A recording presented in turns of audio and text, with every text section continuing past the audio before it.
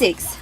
Region 6, or also known as Western Visayas, is one of the regions of the Philippines that consist of 6 provinces, namely Aklan, Antique, Capiz, Iloilo, Guimaras, and Negros Occidental. There are countless reasons why you should visit Region 6. The region that is the home of the world-renowned beach.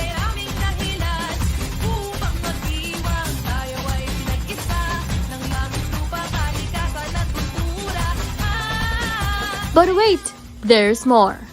Region 6 is indeed known for its different tourist spots and events. Western Visayas has a lot more to offer, from its beaches to mountain lagoons, its festivals, and even its foods. Aklan Province is more than just Boracay.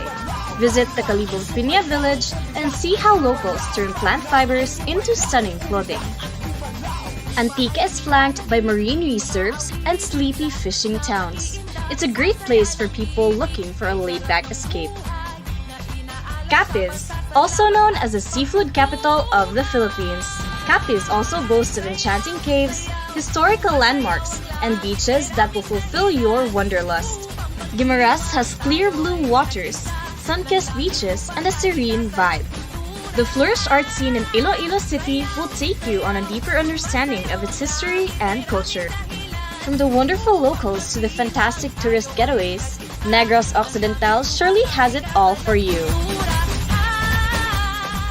Region 6 is truly the place of color and excitement, the home of some of the country's top festivals, namely Dinagyang, Mascara, and Ati-Atihan, and the home of the biggest bells in Asia, the Bells of Capiz.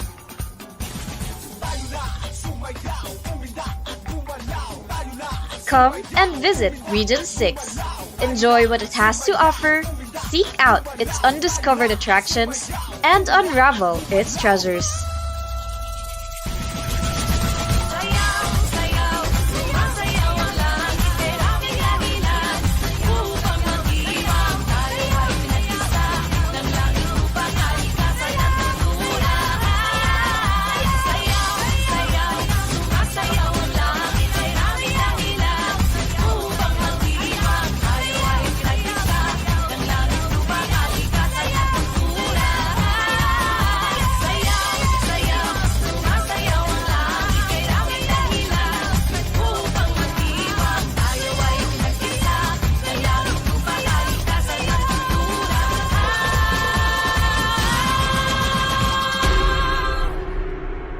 Come visit Western Visayas. Mabuhay, Pilipinas!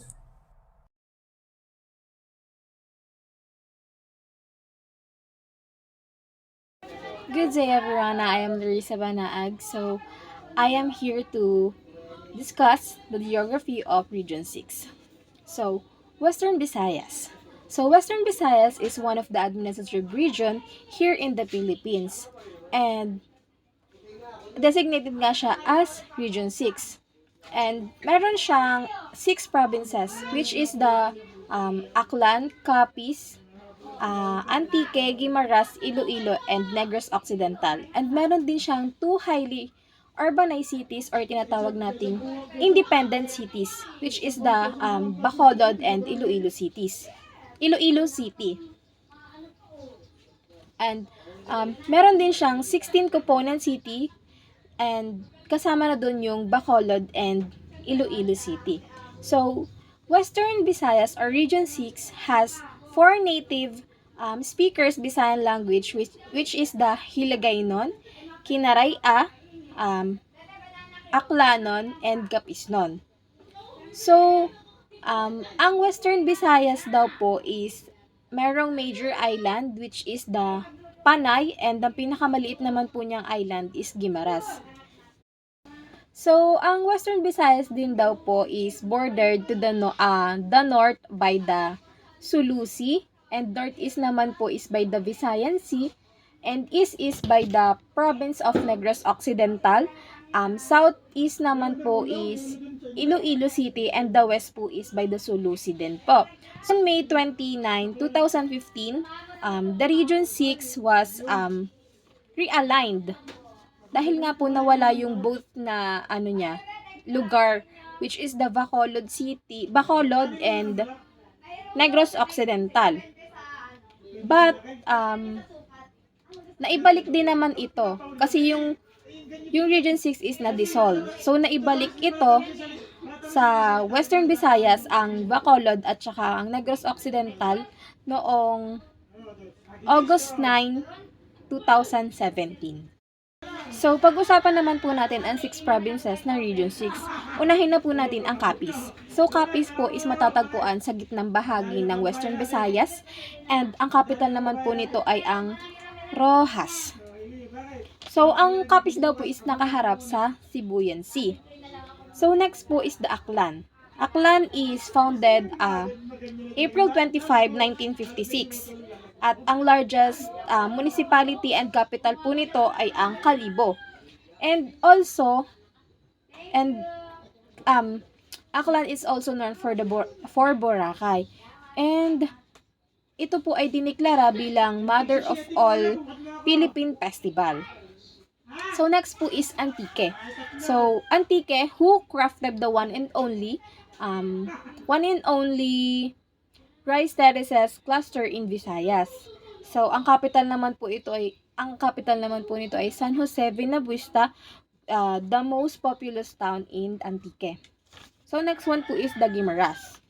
Guimaras po is formerly known as Himalos or a sub-province ng Iloilo hanggang sa ito ay maging independent province noong May 22, 1992. At ang capital naman po nito ay ang Jordan. And next one po is the Negros Occidental. So, occupies the half of another part of the large island of Negros Occidental at bordered naman po ng Negros Oriental ang kalahati ng southwestern. So, ang capital po nito ay ang Bacolod, which is the one of the independent city nga po in Region 6. And also, ang Negros Occidental po is isa sa nagpo-produce ng asukal dito sa halos kalahati ng bansa natin. And the last one po is Iloilo. Iloilo ay kilala for its Spanish colonial churches, old houses, at ito po ang first highly class urbanized city in Western Visayas. So, let's proceed naman po sa history of Region 6. Ako naman po tayo sa history. So, ang Kanlurang Visayas, nagsimula pa yung mayamang kasaysayan noong panahon pa ng pre-colonial. Dito din naninirahan yung iba pang mga grupo ng katutubo bago pa man dumating yung mga mananakop na Espanyol. Tulad ng mga Itas, Atis, at Negritos na mayroon silang iba't ibang kultura, wika, at tradisyon. So, ito na yung time na dumating yung mga Espanyol dito sa Pilipinas at dinala nila yung kanilang relihiyong Katolismo. At dito nila ipinakilala yung temang enkomenda kung saan yung mga katutubo ay nagbibigay ng lupain doon sa mga nananakop na Espanyol para sa kanilang proteksyon. Pero ito ay humantong sa pagsasamantala sa mga katutubo ng mga Espanyol. Kinontrol sila at inalis sa kanila yung kanilang mga ari-arian. During the Spanish colonial period, ang Kanlurang Visayas ay naging sentro ng isang labanan kung saan namumuno ang mga Espanyol. Nagkaroon din ng pag-aalsa katulad ng Dagami Revolt na kilala rin bilang Agami Incident. Ito ay isang makabuluhang pangyayari na naganap noong Rebolusyong Pilipino laban sa mga kolonyal na paghahari ng Espanya. Nangyari ito noong November 18, 1898 sa bayan ng Dagami, Capiz. Ang pag-aalsa ay pinamunuan ni General Leandro Pulon, isang pinuno ng revolusyonaryong kilusan, kung saan siya yung namuno sa pag-aalsa sa dagami upang palayain ng bayan mula sa mga Espanyol.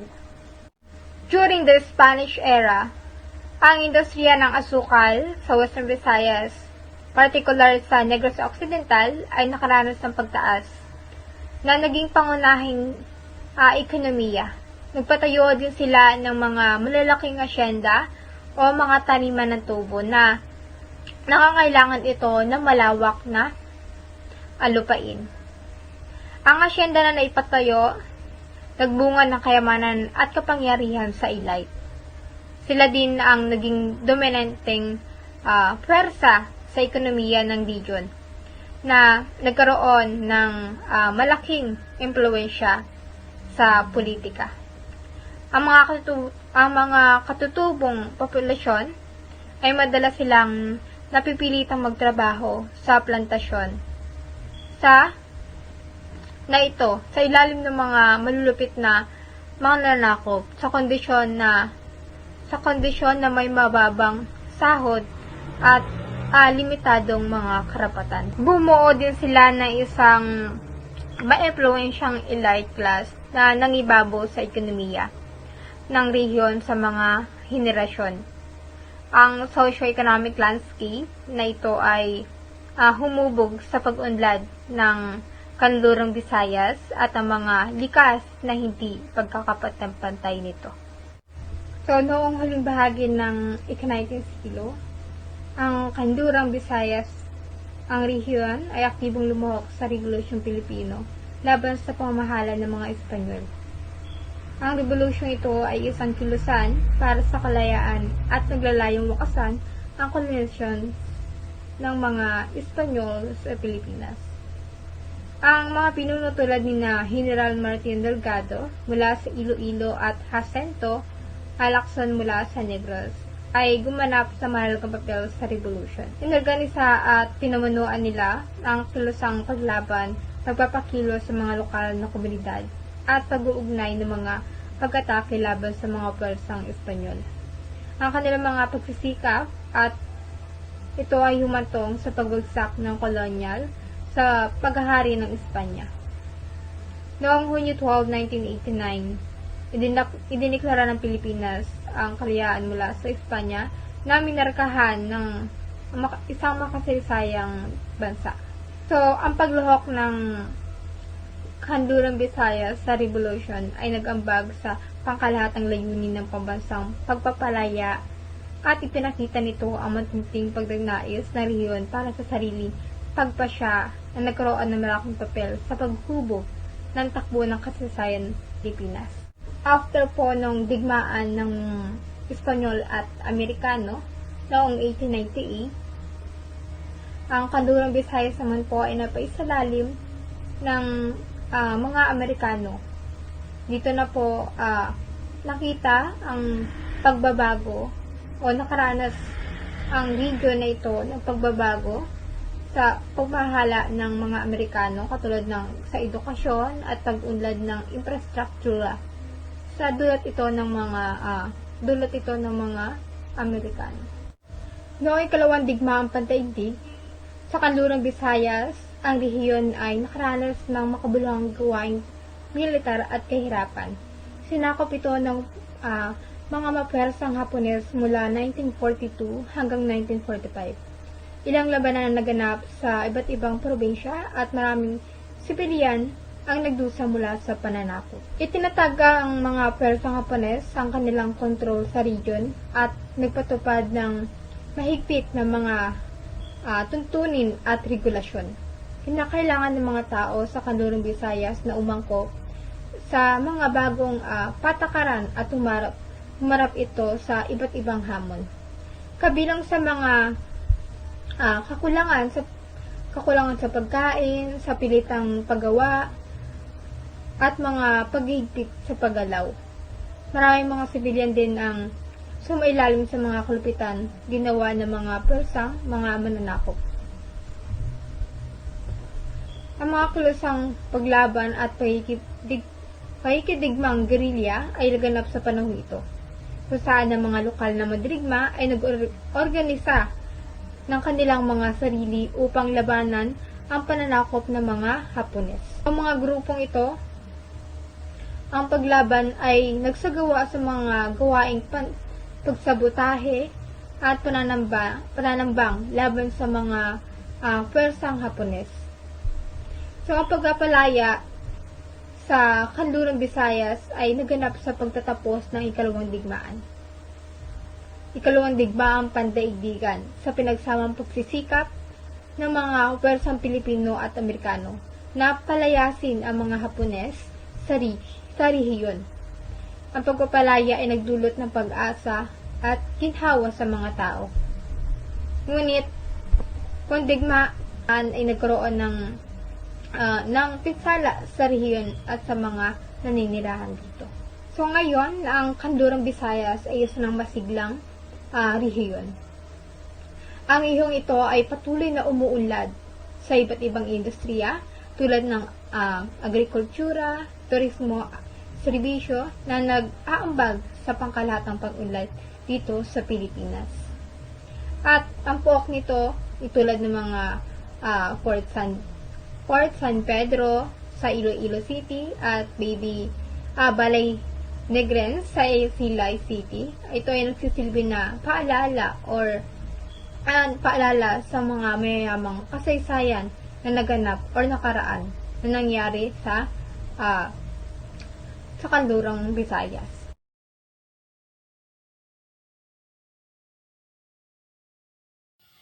Now let us talk about one of the most beautiful tourist attraction in Region 6, Western Visayas, Boracay. Boracay is known for world-renowned tropical paradise.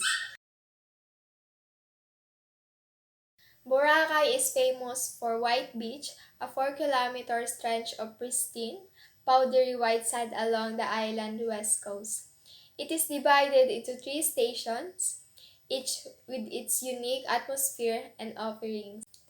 Water activities in Boracay. The island is a hub for water sports and activities, including snorkeling, parasailing, kiteboarding, and island hopping.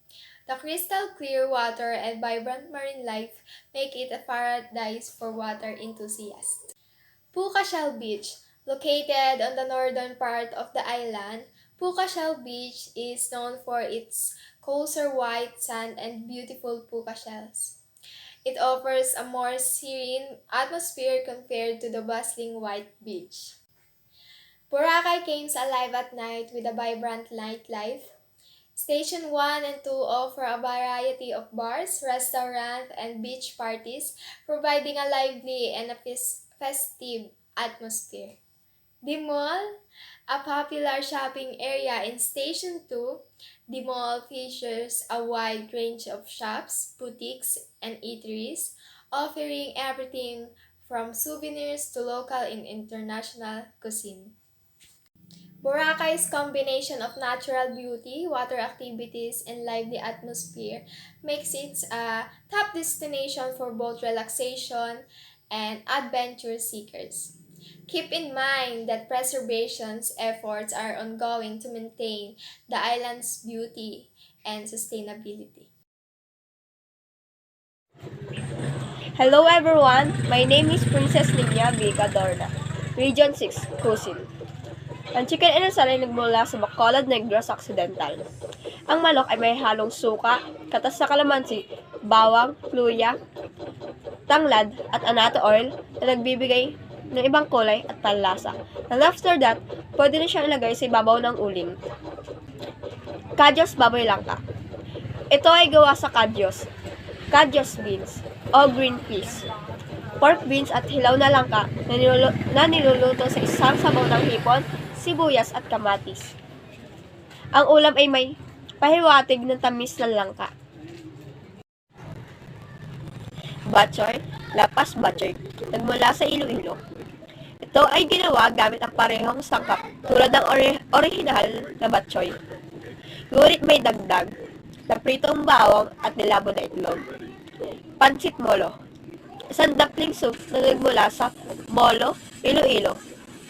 Ito ay ginawa sa manipis na wonton wrappers na puno ng giniling na baboy, hipon, at water chestnut na niluto sa sabaw ng manok.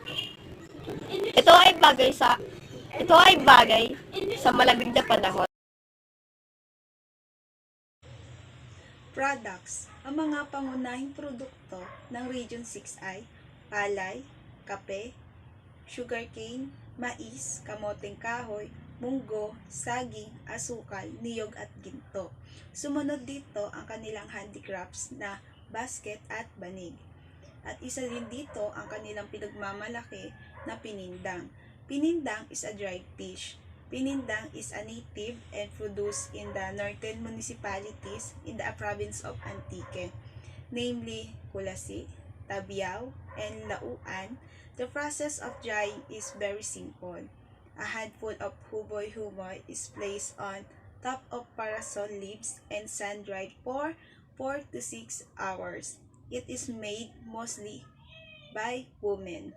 Yung pinindang is para siyang kung sa atin ay tuyong isda na ibinilad sa araw. Yun yung kanilang pangunahing produkto na pwedeng pampasalubong at merong iba-ibang uri ng luto doon. Yung iba prito at yung iba naman ay sinisigang.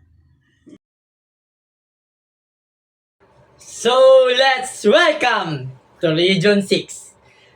So, bago magsimula o before I start in English, I'm Eugene Remolin at andito ako para ipaliwanag sa inyo ang mga lengguwahe na ginagamit sa Region 6. So, let's start. So, the language native to the inhabitants of Western Visayas are Hiligaynon, spoken in Iloilo, Negros Occidental, Guimaras, and Capiz, where it known as Capisnon. It is a lingua franca of region Kinaraya, spoken Antique, parts of Iloilo, Capiz, and Aklan.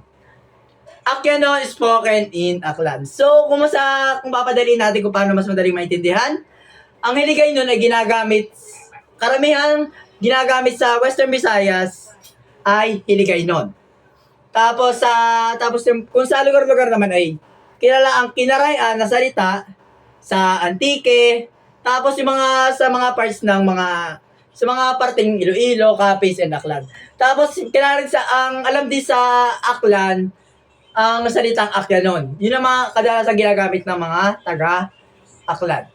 So, these are the example of Hiligaynon.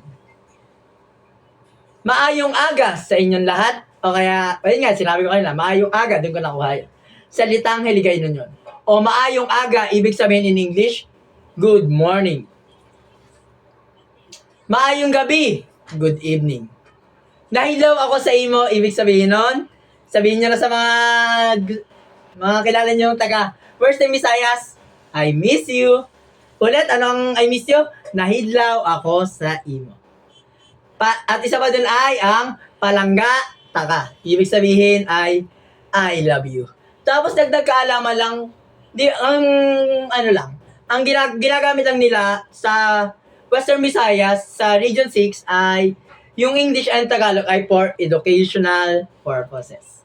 So, let's proceed naman tayo sa religion sa Region 6. So, ano ka ba ang religion sa Region 6? So, according to 2000 survey, 86.53% of the population of Western Visayas are prophets of Roman Catholic. Roman Catholic. The majority of Visayans are Roman Catholic, but some belong to the other religions with the denomination. They make a large of the Christian population. The Visayas are known as the religious festival. So, sabi dito ay, according to sa survey ng 2000, 86.53% ng tao sa Western Visayas ay mga Roman Catholic. Pero yung mga iba daw dun ay, based on my research and based din sa pag-survey sa mga kilala ko taga Western Visayas ay tawag dito, ang kanilang mga religion dahil Iglesia, Muslim, born again, mga ganun. So, that's all. Thank you.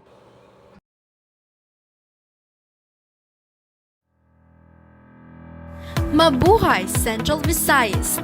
It is located in the geographic center of the Philippine archipelago between the large islands of Luzon and Mindanao, composed of 4 provinces named Cebu, Bohol, Negros Oriental, and Siquijor. Let's visit these different provinces in Region 7. Welcome to the Queen City of the South, Cebu.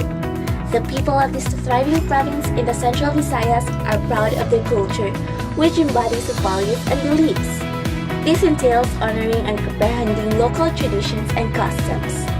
Every January, Cebu celebrates the lively and fun-filled Sinulog Festival. It is a religious and cultural celebration held in Cebu every year. The event is regarded to be the first of the Philippines' most well-known festivals. The festivals include street dancing, Novena Masses, and the Mardi Gras, which is the climax of the event. Citizens of the Queen City of the South stand out for having a rich history, a vibrant culture, and fun-loving people. Ing-ani ang mga taga-Cebu. Welcome to the jewel of the Philippines, Bohol. With conviction and pride, Boholanos refer to their island country as the Republic of Bohol. The magnificent Chocolate Hills is one of the Philippines' most popular tourist destinations and a popular stop on Bohol tours. It earned its name from its unusual but unique formation and abundant vegetation, which turns chocolate brown during the dry months, thus the name. Joining one of the Chocolate Hills trips will give you a stunning view of 1,000 exquisite cone-shaped hills that span across 50 square kilometers of area in the villages of Carmen, Batuan, and Sagbayan. One thing is certain, you'll adore every minute of your stay in Bohol and you'll appreciate its diversity. Halina't magbohol! Welcome to the breathtaking mix of culture and modernization, Negros Oriental. Dumaguete is the capital of Negros Oriental, known as the City of Gentle People because of its friendly and welcoming residents. This city stands out among the others in the country, recognized for its warmth. Dumaguete has often been impacted by other cultures. Silliman University, one of Asia's top and largest universities, has helped Dumaguete become a proud city. The campus is a unique blend of colonial American and contemporary Filipino architecture. The university's remarkable history is reason enough to come, but also has an anthropology museum with items from old Filipino civilization. For a taste of Philippine history and stunning scenery, travel to the quiet and laid-back region of Negros Oriental. Welcome to the mystic island of Visayas, Siquijor. The island is a tranquil haven for people looking to escape the hustle and bustle of metropolitan life. Its centuries-old history of concocting local remedies is still followed and used as a kind of alternative medicine. Rituals of dark magic really exist. Mama Barang are your go-to sorcerers. They will take care of that unfaithful boyfriend of yours, the thief who stole your wallet, the cold-hearted arsonist who destroyed your house, or even that pesky daughter-in-law who is making your life miserable. Their primary goal is to cause hurt, pain, disease, and even death to others. If you want their assistance, be prepared. Siquijor is a perfect getaway any time of the year. Visit the island of healing, immerse in nature, and be healed. Central Visayas is a pleasant region with both natural and man-made attractions. Visitors can see a rich history and heritage, as well as culture and a variety of festivals in several of the region's provinces. More fun in the Philippines, more fun in Central Visayas.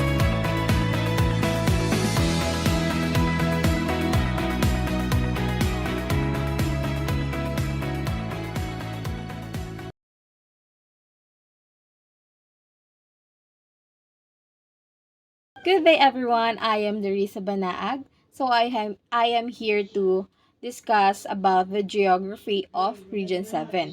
Region 7 or the Central Visayas. So Central Visayas po is one of the administrative region din po dito sa Pilipinas and designated nga po siya as the Region 7. So binubuo naman po siya ng 4 na probinsya, which is the Siquijor, Cebu, Bohol, and Negros Oriental. So Ang Central Visayas naman po is meron 2 major island, which is the Bohol and Cebu. And pinakamaliit naman po niyang island ay ang Siquijor. So, on the same date po na sa Region 6 nga po na nasabi ko kanina, May 29, 2015, ang Central Visayas din po ay na-redefined dahil po nawala naman po ang Negros Oriental. However, na-dissolve din po ito at na-return yung Negros Oriental sa Central Visayas noong din pong August 9, 2017. Additionally po, ang Central Visayas po ay mayroon 16 cities. Dumako naman po tayo sa 4 na probinsya ng Region 7. The first one po is Siquijor. So, Siquijor, noon daw pong Spanish colonial period sa Pilipinas, tinawag ng mga Espanyol ang Siquijor na Isla del Fuego, which means Island of Fire. The next one po is Negros Oriental. So, ang province that located in Central Visayas at ang capital po nito ay ang Dumaguete. So, the next one po is Bohol. So, sino nga po ba ang hindi makakakilala sa Bohol? Dahil nga po sa sikat nitong Chocolate Hills. At sa pagiging popular tourist attraction dito sa Pilipinas dahil nga sa mga resorts at beaches na nandito. So, ang capital naman po nito ay ang Tagbilaran. At ito pala ang home province ng ating Carlos P. Garcia. And also the Bohol province is the most towns in the Bohol is the province with the most towns in the Philippines dahil nga nagko-compose siya ng 47 towns at isang component cities at yun na nga ang Tagbilaran City. So the next one po is the Cebu City. So ito yung isa or the first highly urbanized city in the Central Visayas. So, Cebu is pangalawa sa pinakamalaking metropolitan area dito sa Pilipinas at ang capital nito ay ang Cebu. At sino nga ba ang hindi rin makakakilala sa Cebu City? Dahil dito nakilala ang Cebu dahil nga po sa masasarap at authentic na lechon. So, let's proceed naman po to the history of Region 7.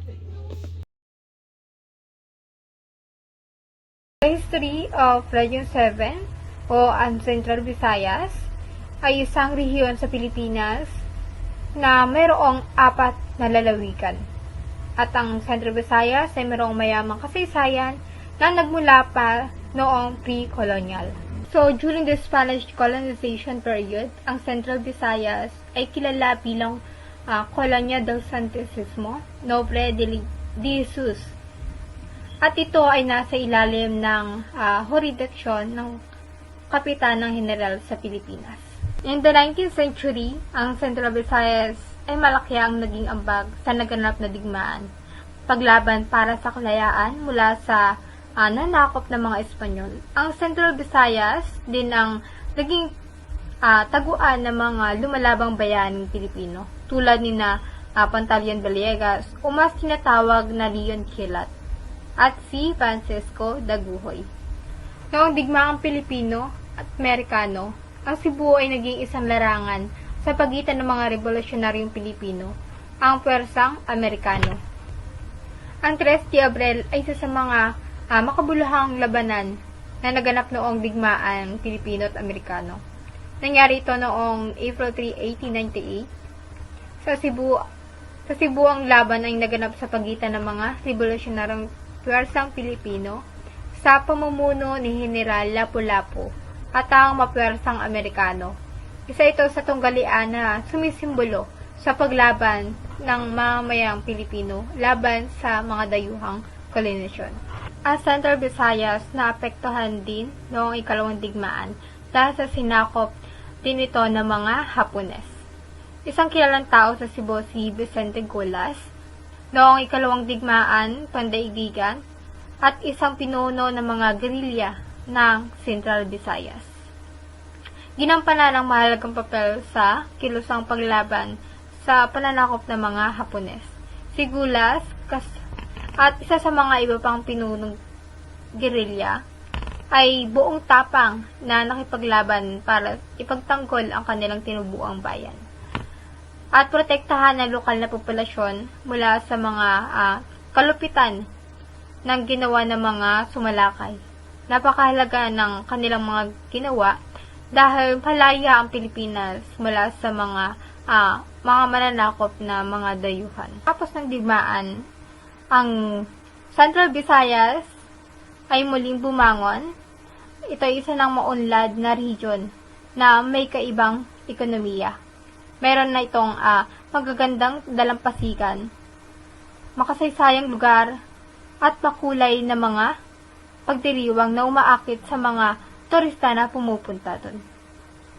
Mula sa mga kasaysayan na nangyari, ang Gitnang Visayas ay may malaking lugar o pakikibaka sa Pilipinas para sa kalayaan at mga mayamang pamana nitong kultura at patuloy na ipinagdiriwang hanggang sa kasalukuyan.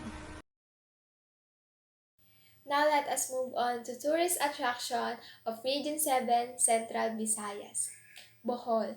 Bohol is a captivating island known for its natural wonders and biodiversity. Like Chocolate Hills, Bohol's most iconic attraction, the Chocolate Hills, consists of around 1,268 cone-shaped hills that turn brown during the dry season. Resembling chocolate kisses, the hills are a unique geological formation and a UNESCO World Heritage Site. Tarsier Sanctuaries. Bohol is home to the Philippine tarsier, one of the world's smallest primates. Tarsiers are nocturnal and have large eyes, making them fascinating creatures. There are tarsier sanctuaries on the island, such as the Tarsier Conservation Area, where visitors can be observed these adorable creatures in the natural habitat. Lubbock River Cruise. Visitors can enjoy a relaxing cruise along the Lubbock River while being treated to lush scenery, local music, and a buffet of Filipino dishes. It is a delightful way to experience Bohol natural beauty. Panglao Island. Connected to Bohol by a bridge, Panglao Island is renowned for its white sand beaches and vibrant marine life. Alona Beach is a popular spot for swimming, snorkeling, and diving. Blood Compact Shrine. This historical site commemorates the Sandugo, or Blood Compact, between Spanish explorer Miguel Lopez de Legazpi and Dato Sicatuna, a local chieftain. It symbolizes the first threat of friendship between the Spaniards and Filipinos. Hinagdanan Cave, a naturally light cavern with a stunning underground lake. Hinagdanan Cave is a fascinating geological formation. Visitors can explore its chambers and take a refreshing dips in clear waters. Bohol is a mix of natural wonders, cultural heritage, and unique wildlife, makes it a well-rounded destination for traveler seekers, both adventure and relaxation. Region 7, Cuisine. Lechon Cebu. Ang lechon Cebu ay inihaw na isang buong baboy na nagmula sa Cebu. Ang baboy ay pinalamanan ng tanglad, bawang sibuyas at iba pang halamang gamot at pampalasa. Pagkatapos ay iniihaw nila sa uling hanggang sa lumutong ang balat. Sikwate and puto. Ang sikwate o kakao ay makapal at masaganang mainit sa inuming chocolate. Ito ay nagmula sa Bohol. Ito ay gawa sa kakao, asukal at mainit na tubig o gatas. Traditional na ihaing kasama ang puto, isang steam rice cake na malambot at matamis. Binignet o bilo-bilo. Ito ay gawa sa malagkit na rice ball, gata ng niyog, mga pananim ng ugat tulad ng taro, kamote, at saging na saba. Ito ay kadalasang inihahain tuwing Holy Week. Budbud kabog o suman. Gawa sa butil ng kabog na binabad magdamag. Giniling at pagkatapos ay hinaluan ng asukal, gata ng niyog at isang kurot ng asin. Ito ay nakabalot sa dahon ng saging at pasingawin hanggang sa maluto. Gahiyaw ay isang uri ng spring roll na nagmula sa Cebu. Ginawa ito gamit ang giniling na baboy, hipon, water, at chestnut, at iba pang panlasa. Products. The primary crops are sugarcane, corn, coconut, and rice. In the coastal area, fishing is the main source of income. People are also involved in cattle ranches, fish pond, and logging. There are also mineral deposits like gold, silver, and copper. Meron silang mga handy bags din na pangunahing produkto sa kanila, katulad ng bag at carpet, katulad ng Region 6. Ito ay talagang mga sariling gawa nila mismo. Meron din silang mga produkto na pwedeng pampasalubong, katulad ng dried mango, banana chips, at kalamay.